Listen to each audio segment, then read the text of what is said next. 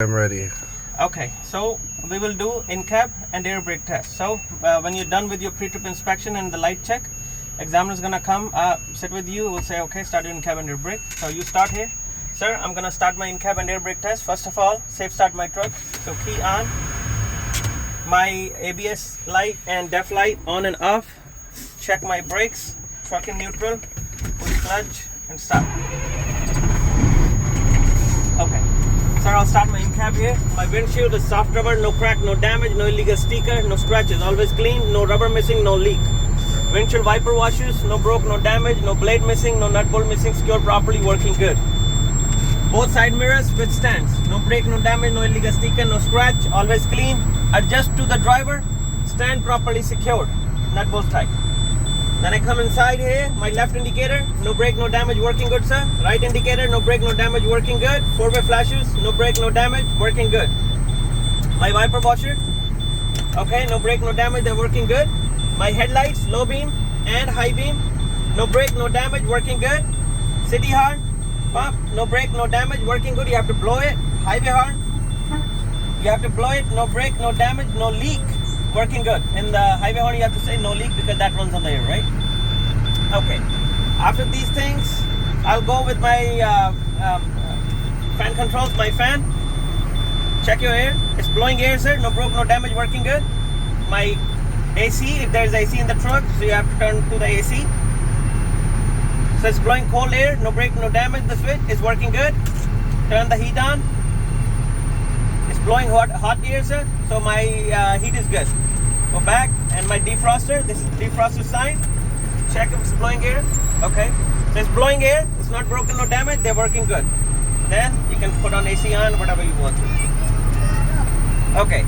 Once that done, I have my fire extinguisher. That should be under the seat. Wherever it is, look for it and then do it. My fire extinguishers are secure with the floor. No break, no damage, up to date, up to level, no pin missing, no leaks. Then you go with my 3 reflective triangles, those are under the seat too. No break, no damage, they're amber in color in the box. Properly secured. This is my seat belt, no rip, no cut. Easy apply, easy release, and secure properly. Okay, so now I'm gonna do my air brake test. Beta 5 minutes de main kaam karna, ready la jaओ. So my air brake test, first of all, I'm gonna use my primary gauge for all my tests.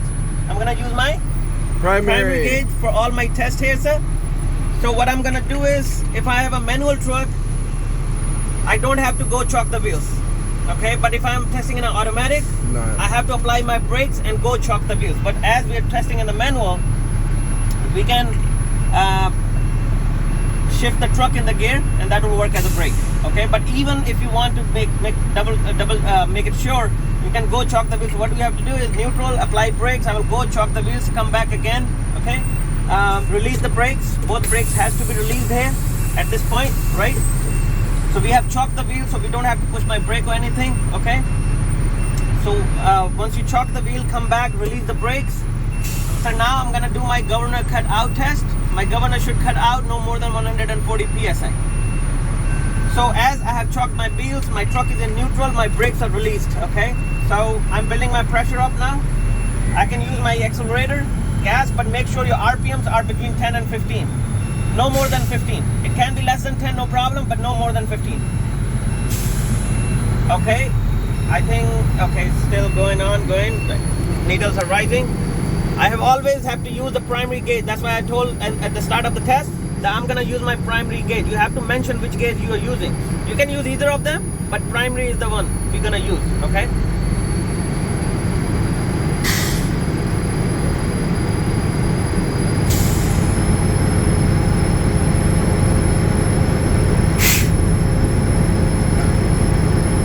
This truck is not an actual testing truck, so some things might not be working, so but I'm telling you how to do it. Okay, still rising. Okay, my truck sneeze and my needle is not rising no more. So my truck sneeze is one thing and needle is not rising is other thing, which makes it sure that my pressure is full now.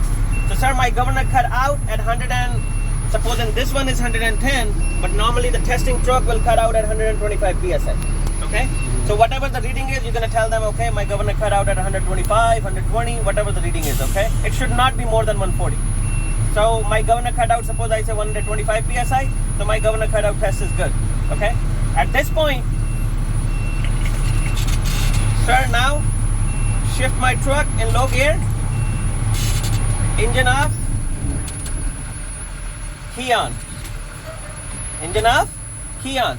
So I have chalked my wheel. This is my another measure that I shift in gear, so that works as a brake too, right?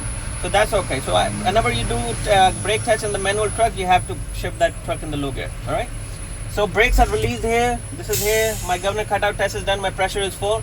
Now I'm going to do my 1 minute no air leak test. In this test, my truck should not leak more than 4 psi in 1 minute. So once you tell them, mention it. Now you start the test. I will push my brake. You have to press the brake pedal hard as much as you can and wait until the needle settles down. Needle have to settle down more than 100 psi, and all of the truck, the testing truck, it stops at about 112 or 110 psi, whatever it is. So whatever the reading is, you're gonna tell them the reading. Okay, sir, my needle, the primary gauge stops at 110 psi or 12 or 15, whatever it is, right? So my needle stops at 110 psi. My 1 minute start. You can start your timer on the watch, or you can take your phone out, start your timer. My need to start, right?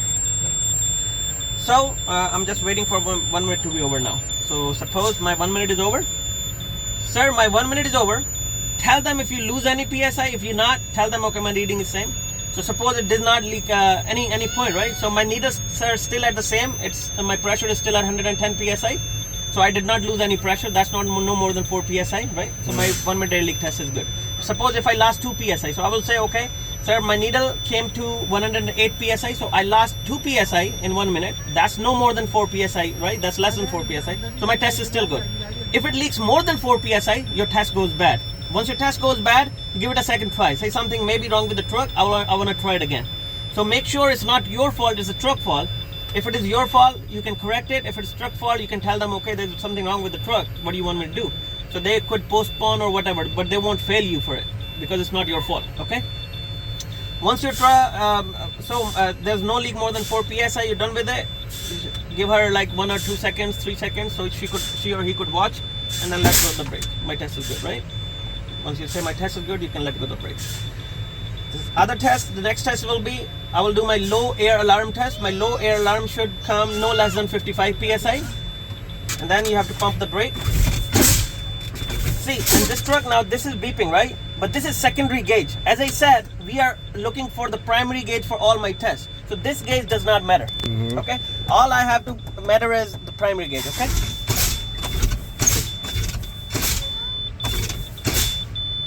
Okay, my low air alarm comes on 60 psi. That means my low air alarm test is good. All right. The last one is my emergency brake pop out test. So both brakes should pop out at the same time. As I said, it's not a testing truck. It's just for the yard. So some things are not working. But both these brakes have to come out. Between Yellow 20 and 45? Between 20 and 45, yes. Do I have to say 45 and 20 or 20 and 45? Doesn't matter. Doesn't matter. Either way is fine. 45 to 20, 20 to 45, doesn't matter. Same thing. Okay, so my emergency brake pop out should come between 20 and 45 psi or 45 and 20 psi, either way. So I will pump my brake.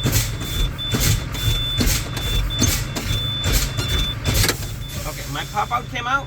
So my emergency brake pop out on this one came out 35 psi. So my emergency brake pop out test is good. 35, 37, whatever it is. Try to give exact reading. Yeah. 1 or 2 points up and down are okay, discrepancies, but it should not be too much like varied from actual reading, right? Yeah. You can't say 40 psi if it is on 35, right? This 5 point are too much. So it came on 35 psi or 37 psi, whatever the reading is. Normally the testing truck will pop out at 25 psi. So whatever the reading is, give them.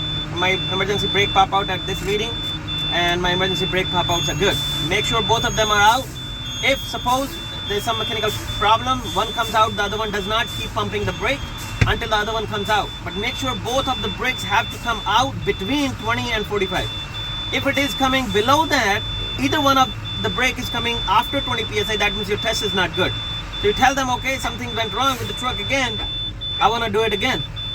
Okay, so you start the truck, you only redo the test which has gone wrong. You don't have to start from the scratch, because if you start from the scratch, even your the test you have already done correctly goes void. Okay, so the maybe second time you might make a mistake and they're gonna count the second time because you're doing it again. So only do the test that you have done wrong. So suppose my pop out doesn't come out, so only test that gone wrong is my pop out. Okay, so then what I'll do is neutral, build pressure, then again turn off, brakes in, truck in low gear, turn off, key on. I'll do my emergency brake pop out, sir. My pop out should come 20 to 45 psi. Then again pump the brake, try to do it. Once you did it right, then okay, everything is okay. If you forgot anything from the in-cab, you can still cover it. Once you're sure that okay, I have done everything, engine key off, my in-cab and air brake test is done. And leave it in gear. Yeah, you can leave it in gear or you can neutral at this point because brakes are applied anyway. Okay. So it won't matter. It won't matter. And then if you have chopped the wheels, you have to go down, tell them, okay, I'm gonna bring my chocks back. When do I put it in gear to keep it from? When you have built your pressure, Yeah. and you're turning off. So For before 1 minute air leak those. test. 1 minute air leak test. Before Okay. the 1 minute air leak test, Okay. shift in low gear, engine off, key on. It's gonna stay in that gear for the rest of the For time. the rest of the test, yes. Okay. This gear gonna work as a brake for you. Okay. Okay? Okay. And that's your in-cab and air brake test. All right. Done? Now I'm gonna do it, and you're gonna sit here. Sure.